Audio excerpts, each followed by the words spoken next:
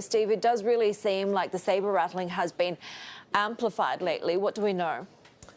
Well, absolutely, it's been amplified lately because you had Joe Biden in the region just a couple of weeks ago, and you had that meeting of the Quad. And again, you know, there's always these potential standoffs with the Chinese in the South China Sea. I have more on that in just a bit. But what I do know about the tests over the weekend, first of all, North Korea conducted 8 missile tests, bringing their total to 31, which is a record for any year. In fact, the previous record in a single year was 24 tests, so they surpassed that now with 8 short-range ballistic missile tests within 35 minutes of each other on Sunday morning, firing from 4 different locations in North Korea into the sea off the east coast. Japan says it did not land in their territorial waters. They landed in international waters. But then again, we're also hearing from Yonhap News Agency that the South Koreans and the Americans jointly tested their own 8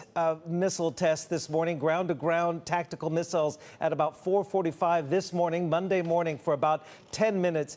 I assume in retaliation, they were test firing, of course, but in retaliation for those 8 tests by the North Koreans. We're also hearing from both UN and U.S. security experts that is believed that the North is preparing a potential nuclear test at some point as well. So definitely tensions being ratcheted up right now at a time when North Korea perhaps is emboldened by the fact that China and Russia perhaps at this moment in time would not stand in support of any new UN Security Council sanctions. Stephen, you mentioned that standoff over the South China Sea. What was that about?